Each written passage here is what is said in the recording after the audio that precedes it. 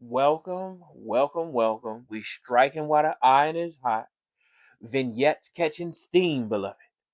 Welcome to another episode of Road to Recovery with your host, All Rise, for the honorable Recovery Lord, affectionately known as the most gifted and talented counselor in the state of Maryland. I'm not waiting for someone else to say this. I'm giving myself these accolades, and as long as I earn them, it's not wrong.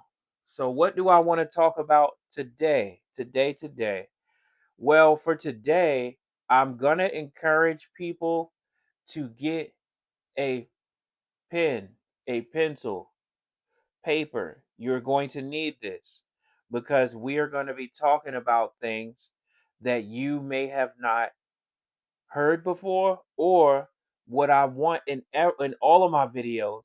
Don't just take the whole video and this is the emerald tablets, you feel me? This is no. This should be leading you to homework. A good student doesn't wait for a teacher to give them homework. They know what they don't. They can realize when they're exposed to something they don't know, and that starts the search. So, we're going to talk about early recovery skills, roadmap to recovery. And with our paper and pen, recovery from drugs and alcohol use is not a mysterious process. After the use of drugs and alcohol is stopped, the brain goes through a biological readjustment. This readjustment process is essentially the healing process of your brain chemistry that were altered and manipulated during drug and alcohol use. It's important for people in recovery to understand why they may experience some physical and emotional changes in their thinking process during the beginning stages of recovery. And so we're focusing slightly on the beginning stages, but know that things that happen in the beginning, the middle, and the end, all of this is relevant to your recovery. So we mainly talk about today is withdrawal, and we're talking about it in one, two, three, four different aspects because we're talking about withdrawal from stimulants, alcohol, opiates, and marijuana. So, during the first days after substance use is stopped, some people experience difficult symptoms that extend. The extent of the symptoms is often related to the amount of drugs they've been using, the frequency, daily, and the types of substance. And usually, typically, people don't just do one substance. They don't say, man, I already had cocaine, so I can't have a shot. They normally, this stuff goes together like concurrent. So one, for stimulant users, the first 3 to 10 days can be accompanied by drug cravings, depression, low energy, difficulty sleeping, increased appetite, difficulty concentrating. Although stimulant users do not experience the same degree of physical symptomology as alcohol users, the psychological symptoms of cravings and depression can be quite severe. So you're going to hear this repetitive theme when you're talking about withdrawal. And let's be honest, this is why a lot of people don't get recovery because withdrawal is a bitch and they don't want to go through it and deal with it. And yes, with a withdrawal symptom that a lot of people don't know that exists is depression. They'll say they use because of their depression. However, withdrawal causes and triggers depression. So if you already have depression and going through withdrawal, which is intensifying your depression, that's like you pouring gasoline, but Biggie said, F it is kerosene. F it is flammable. My money is unexplainable or some is unattainable. I don't know. It's one of them. So That's stimulant users withdrawal. People who drink alcohol in large amounts have the most severe symptoms. I'm going to say that again. And the reason I need to say this because when I'm in group and I have two of everything like Noah's Ark, and I got, people who suffer from smoking drugs, sniffing them, injecting them, doing all these things. Ironically, is usually the people who drink alcohol every day, excuse me, who think they really don't have a problem. And they're pretty much, the cream of the crop because all they do is drink and it's a bar on every corner and alcohol is legal. But let's go to this.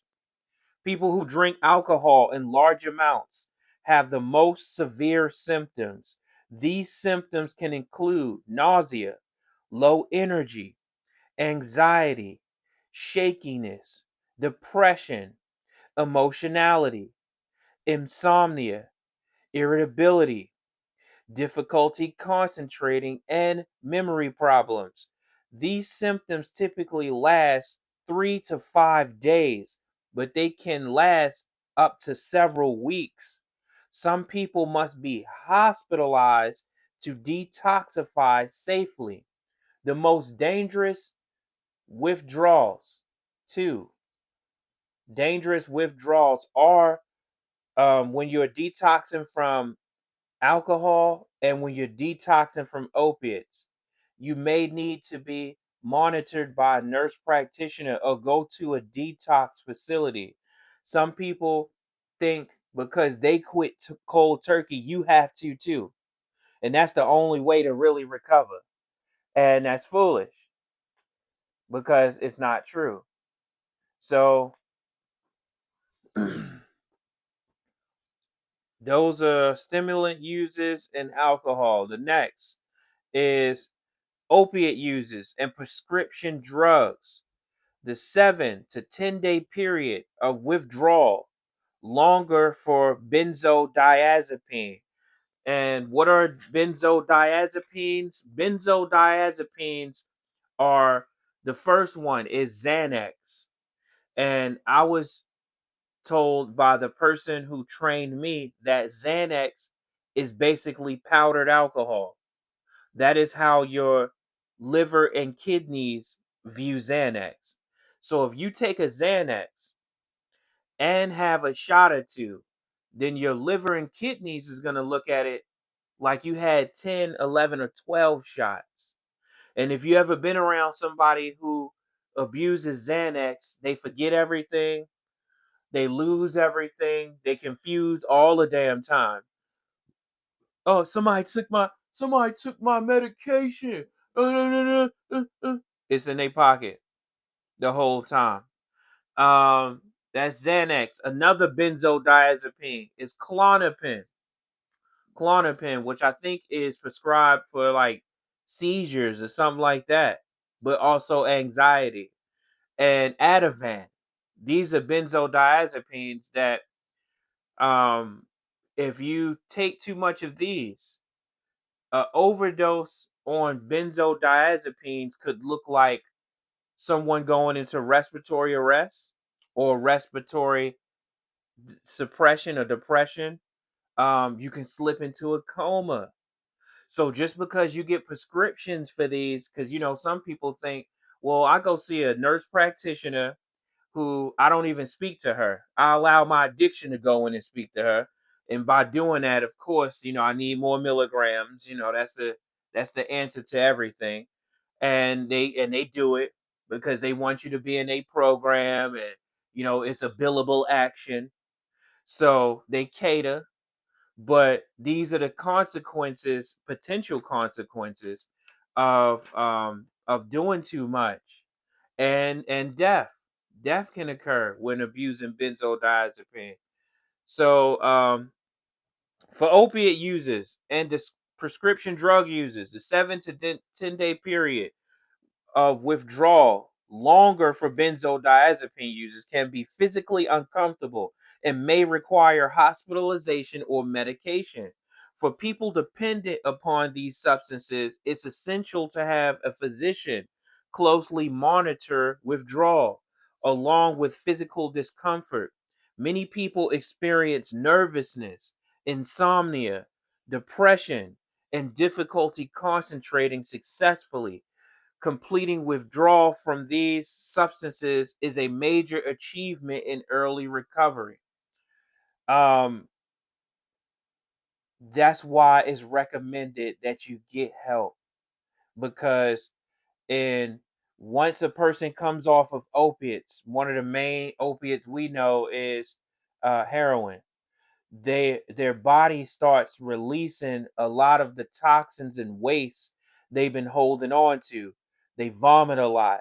They have a lot of bowel movements. They so basically they're losing a lot of fluids and become dehydrated. Becoming dehydrated, because I used to be a EMT intermediate. I've been everywhere, man. Being dehydrated, your body can go into shock, and what they're really monitoring and managing is the aspects of your body going through shock. And the last, for marijuana users, withdrawal symptoms include insomnia, restlessness, loss of appetite, depression, shakiness, and irritability. Recent research demonstrates that long-term marijuana users exhibit increased aggressive behavior during the first week of abstinence. They get irritated. Everybody is on their nerves. Everything gets on their nerves.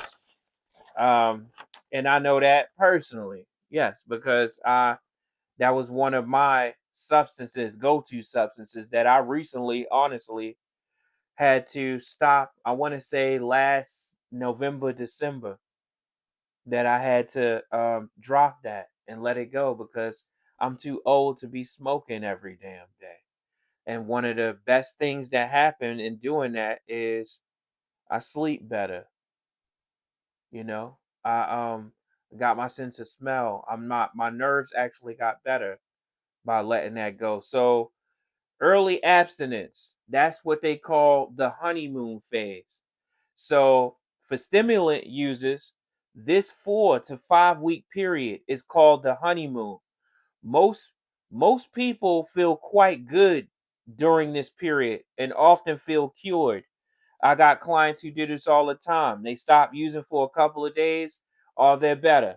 Life is so much different. They think like, okay, so I got this information. I went to 2 groups.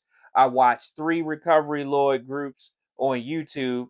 So now I know what's going on, and now I can manage my use. Whatever box you try to put your use in, it is not going to stay in that.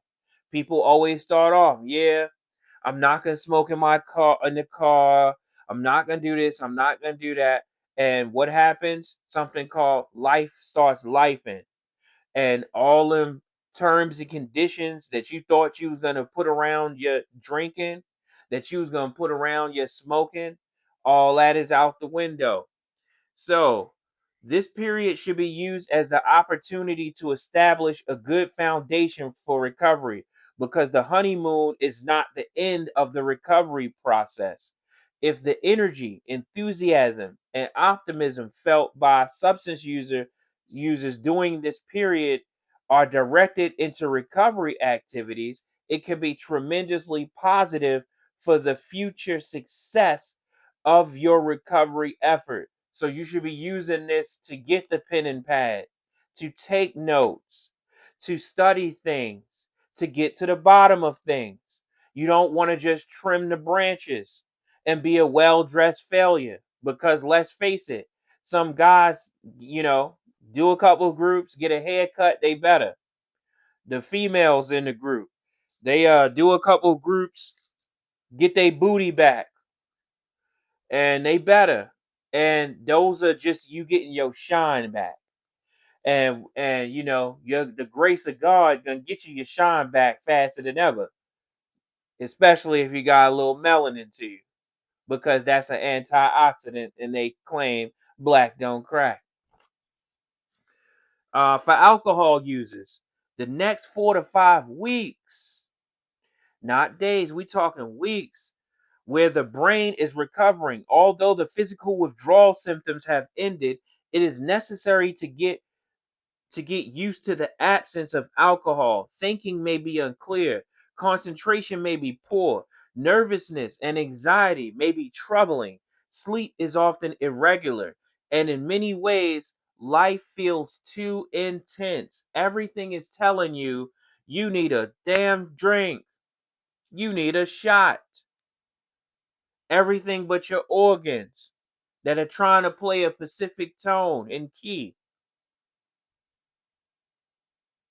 And these substances are taking you off track, having you out of tone or not at ease, which is the root word for dis-ease. For opiate and prescription drug users, there is essentially a gradual normalization during this period. In many ways, the process is similar to alcohol recovery timetable. Slow, gradual improvement in symptoms is evidence that the recovery is progressing. For marijuana users, a strong psychological dependence on the drug is often developed and may result in intense cravings and cessation of use.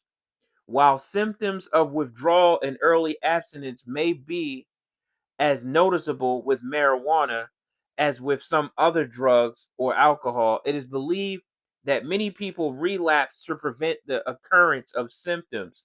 Because marijuana is stored in the body, its effects may be felt for days or weeks following use. Habitual use of this drug interferes with memory, speech, comprehension, decision making ability, all of which continue to be noticeably affected during early recovery. Why is this important? Because if you messed up in life and you're underemployed, you need to figure shit out, then you need your decision making ability, comprehension, speech, and all of this to get out of whatever box you trapped in. So for all the people, oh yeah, because marijuana does this and it does that, and it's such a damn miracle drug. Well, if you've been smoking it for years, where the fuck is the miracles in your life transpiring it and manifesting? If it's a miracle drug, then it should be some miracles present in your life. If it's not, and you just using it to eat cereal and play video games, that's not a miracle. That is that's a governor that's keeping you from being the man or the woman you could be and maybe possibly should be. Um protracted abstinence. Protracted abstinence, also known as the wall, not Game of Thrones, also known as pause. PAWS, pause. Post acute withdrawal symptoms. Post acute withdrawal symptoms, anxiety, depression, insomnia, and cognitive impairment. These are these last excuse me, from 6 weeks to 4 months after drugs and alcohol are stopped.